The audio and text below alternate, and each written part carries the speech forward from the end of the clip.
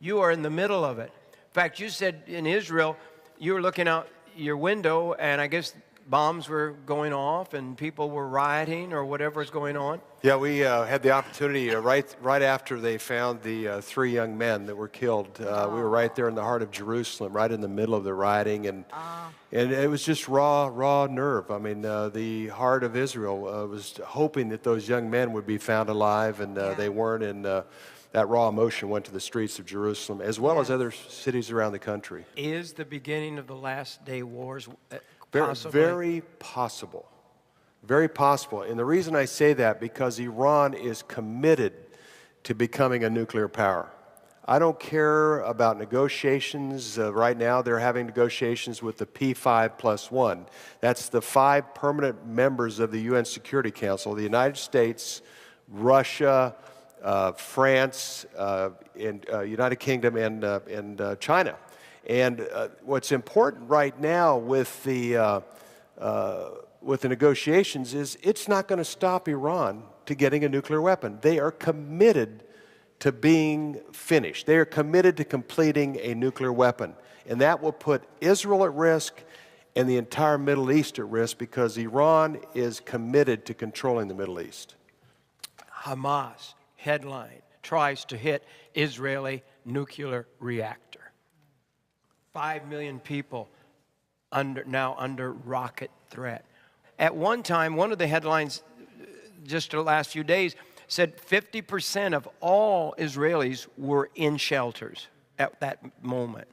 Well, it's exactly right. The blessing has been Israel has developed this Iron Dome that's been taking out a lot of the rockets out of the air. This Iron Dome is amazing. It is amazing. And I want to thank the creator of the Iron Dome for the work that God gave to his brain. This is an amazing weapon to shoot down. And how many do you think they're shooting down? Well, they're shooting down about 90%. Now, if somebody's out there and they don't understand what the Iron Dome is, maybe someone hasn't been watching the news. Like Iron Dome is something that Israel developed in order to be able to shoot down rockets when they are fired from Gaza.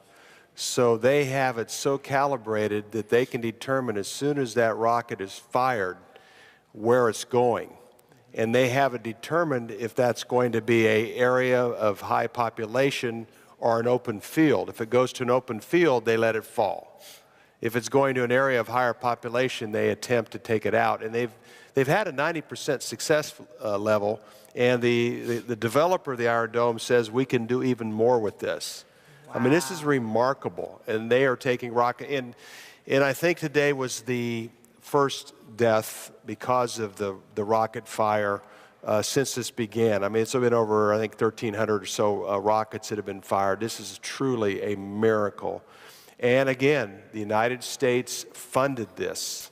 You know, we're going to be blessed for this for many reasons. Yeah. The concern is that one bomb would get through to a city or something. Well, that's, and also a payload. Fortunately, maybe for the lack of a better word, these are rockets. They do damage when they fall. They're explosive, but there hasn't been any chemicals put in them. There hasn't been any nuclear material put in them. So that could be very dangerous. Iran, you said today to me, is a key. You want to hear that? Mine just came off. Mine just came. You know what that is? That's bombs dropping in Israel. Go alerts. I have my phone set on alerts. I know every bomb that drops. And that's why this is my first time to hear it on my phone. I've heard it on your. I love Israel. Israel is God's place. Jerusalem is my home away from, well, it's my home. As soon as I arrive and they say, welcome home, for the first time in my life, I was home somewhere. Forgive me. But this goes off every time a bomb, they're alert.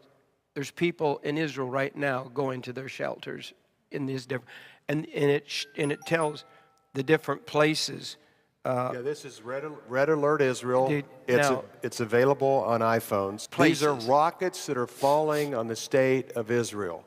And the beauty of this, almost 1 million people now have this app on their iPhone, and I've been reading it very closely, is the prayer of support from Christians that go on. They can respond to these alerts and encourage people through prayers and comments. And it's just beautiful to see how many Christians right now have this on their iPhone so they can pray, to God to cover and protect the state of Israel as these rockets fall. I mean, I think it's over 1,300 rockets now have been shot at Israel. And fortunately, about 90% of the ones that have gone to the population centers of Israel have been knocked out of the air by the Iron Dome. I was watching Israeli television last night. It's so. I lived in the Bible through my prison years, and it's all coming to pass. It's so real. You read it, and people say, "Oh, I don't want to read in the Revelation. I don't want to read Ezekiel. I don't want to read all this." But it's all real. It's so real, and to see it. And on the Israeli television, they were saying that basically they're surrounded by enemies. The enemies are on all sides right now. Let me put in this perspective, Jim. I was at a media summit a couple weeks ago in Jerusalem, and the IDF spokesperson for foreign news services gave us a briefing. Hezbollah has 100,000 rockets right now pointed at Israel. 100,000. And they are burying those rockets inside of homes. The spokesperson said that a lot of the homes are 3 stories, and in the mid-story of the homes is a rocket launcher. It's put into the home. So that's what Hamas does. That's what Hezbollah does. They bury themselves inside of these communities. And Israel's doing everything they can. They drop flyers. They do robocalls and tell them, we're going to hit this area, leave, evacuate. So Israel's doing everything they can to stop these rockets being fired on their people and are being decent about it. Have you ever heard of enemies telling each other that they're going to bomb a certain neighborhood or whatever, and to avoid killing any children, any mothers or whatever, anybody. They are doing everything they can, Jim. Absolutely. But they have to. They feel Iran, you feel, is at the center of all of this. Yes, they were even bragging this week that these are rockets that they have provided. Some of these rockets are rockets that they have provided Hamas. Now, they're not going to live in peaceful coexistence with Israel. No. Iran. You believe that you could wake up tomorrow morning and hear that Israel has bombed Iran and it won't surprise you. Can I say that? Yes. We'll edit it out, by the way, if I said something wrong. But there are those live streaming. Yes, and I think that's important for people to understand that Israel has the right to defend themselves. And if they determine... A little teeny nation the size of what, New Jersey? Yes, and if they determine tomorrow that they must do something, they're watching this very, very closely. They're giving the international community an opportunity to make peace with Iran on this nuclear weapon program. So if Israel determines that the agreement, and Israel keeps warning, Prime Minister Netanyahu keeps warning the international community, if you don't do enough, then this is going to create great problems for Middle Eastern countries, U.S. and world economy, and the state of Israel, and that Israel has the rights. Israel will have the right to do what's necessary to defend the country. And the other thing for those that support Israel and those that are friends of Israel and those of us that pray for Israel, Israel knows what to do. Israel has weapons that little Israel, little tiny Israel, that is blessed with a lot of intelligence, both intelligence on the ground and in brains. They're going to do what they can to do what they have to devastate and stop the nuclear risk of Iran, not only to Israel, but to many Sunni countries that are hoping Israel will do something for their sake.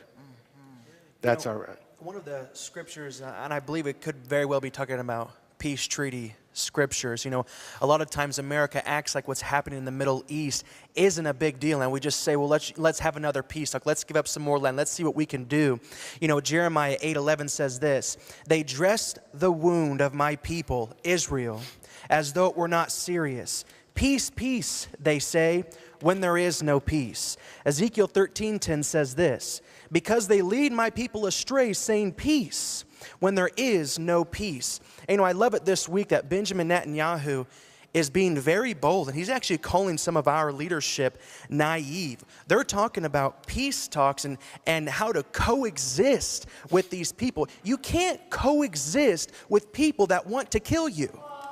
You can't. It's impossible. You can't do that. What would the United States do? What would you do if 80% of our country was having bombs dropped on it right now?